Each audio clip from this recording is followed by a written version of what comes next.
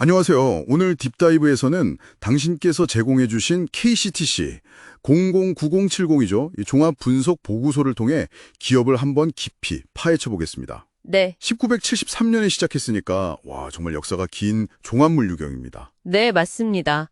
반세기가 넘었죠. 이번 분석 목표는 KCTC의 현재 상황, 또 미래 전략, 그리고 재무 상태와 시장 위치까지 당신께서 명확히 파악하실 수 있도록 돕는 겁니다. 좋습니다. 자, 그럼 바로 시작해 볼까요? 네, KCTC는 50년 이상 한국 물류를 정말 지탱해 온 그런 핵심 기업 중 하나라고 할 수 있습니다. 그렇죠.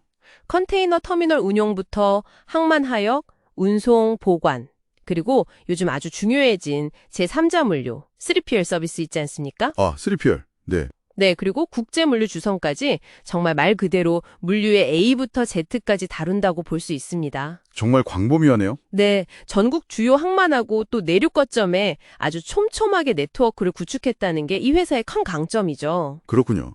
자, 그럼 KCTC가 미래를 어떻게 그리고 있는지 이 부분부터 좀 살펴보죠. 네, 단순히 현재에 머무르는 게 아니고 인프라 확장에 계속 투자하고 있더라고요. 맞습니다. 유황 ICD, 그러니까 그 내륙 컨테이너 기지 제2터미널 확장이라던가 또 최근 2024년 6월에 문을 연 덕평 제2센터 같은 이런 대규모 투자들이 눈에 띕니다. 네, 그렇죠. 특히 스마트 물류센터나 자동화 설비 도입, 이런 건 좀 미래 경쟁력을 위한 포석으로 보이는데요. 정확합니다.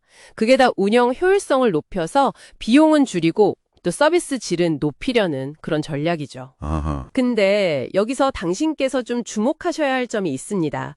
기존 물류 사업 강화 외에 아예 새로운 영역으로 발을 넓히고 있다는 거예요. 새로운 영역이요? 어떤 거죠? 예를 들면 정부의 친환경 에너지 정책 이거랑 발맞춰서 우두펠리 사업이라던가 또 해상 풍력 발전 설비 관련 사업에 뛰어들고 있다는 겁니다. 아, 정부 정책과 연결된 신사업이라 이게 안정성 측면에선 좋아 보이는데 반대로 정책 변화 같은 위험은 없을까요? 아, 물론 있습니다. 정확한 지적이세요. 네. 신규 사업은 정책 지원을 얻을 수 있다는 장점이 있지만 또 동시에 정책 의존성이라던가 아니면 사업 실행 과정에서의 불확실성 같은 그런 양날의 검을 가지고 있죠. 그렇군요. 그리고 국내뿐 아니라 해외로도 나가던데요. 동남아시아 자회사 설립이나 최근에 사우디아라비아 합작법인 미국 물류센터 구축 계획까지. 네, 맞아요. 글로벌 행보도 상당히 공격적인데 이런 움직임들은 당신께 어떤 의미를 줄까요? 그건 역시 국내 시장의 어떤 변동성 위험을 좀 줄이고 새로운 성장 동력을 찾으려는 아주 중요한 다각화 전략으로 봐야 합니다. 다각화군요. 네. 예를 들어 사우디 진출 같은 경우는 중동 물류 허브를 노리는 걸 수 있고요. 미국 센터는 북미 시장 공략의 교두보가 되겠죠. 다만 당신께서도 잘 아시겠지만 해외 사업은 늘 변수가 많습니다. 환율 변동이라던가 현지 규제, 또 지정학적 리스크 같은 것들이요. 이런 관리가 필수적입니다. 네, 그런 위험 관리가 중요하겠네요. 자, 그럼 이제 KCTC의 재무 상태를 좀 더 자세히 들여다보겠습니다. 네, 중요하죠. 2024년 매출은 보니까 약 6,592억 원, 성장세를 이어갔어요. 네. 근데 2025년 1분기 영업이익은 전년 동기 대비 15.4%가 줄었습니다. 아, 네, 그 부분이 좀 그렇죠. 근데 정말 특이한 점은 같은 기간에 당기 순이익은 무려 42.8%나 늘었다는 거예요. 맞습니다. 본업이익은 줄었는데 순이익이 이렇게 크게 늘다니 이건 어떻게 해석해야 할까요? 네, 바로 그 점이 이익의 질을 한번 따져보게 만드는 부분입니다. 네, 이익의 질이요? 네, 실제로 내용을 좀 뜯어보면요. 핵심 영업활동 개선보다는 영업 외적인 요인들, 예를 들어 기타 수익이 갑자기 155% 넘게 급증했다거나 법인세 비용이 확 줄어든 마이너스 79.4% 덕분이 컸습니다. 아, 영업 외적인 요인. 네, 그러니까 이게 일회성 요인의 가능성도 좀 있다는 거죠. 그리고 동시에 금융원가, 주로 이자 비용인데 이게 2022년에 한 77억 정도였는데 2024년에는 150억 원까지 거의 2배 가까이 늘어난 점도 당신께서 주의 깊게 보셔야 합니다. 이자 비용이 2배나 늘었다고요? 부채 규모도 계속 커져서 2025년 3월 기준으로 부채 비율이 173.9%까지 올라갔네요. 네, 맞습니다. 이런 재무 구조는 좀 어떤 의미가 있을까요? 그 수치가 재무 안정성에 대해서 좀 중요한 질문을 던집니다. 부채 증가는 아무래도 앞서 이야기 나눴던 그런 시설 투자나 신사업 추진을 위한 자금 조달 때문으로 보이는데요. 네, 투자 때문이겠죠. 네, 문제는 이자 지급 능력을 보여주는 지표, 이자 보상 배율이라는 게 있거든요. 이게 2021년에는 6.0배였는데 2024년에는 1.9배까지 크게 떨어졌다는 점입니다. 6배에서 1.9배로요. 와. 네, 그러니까 벌어들인 이익으로 이자를 감당하기가 점점 빠듯해지고 있다는 신호로 볼 수 있죠. 아, 그렇군요.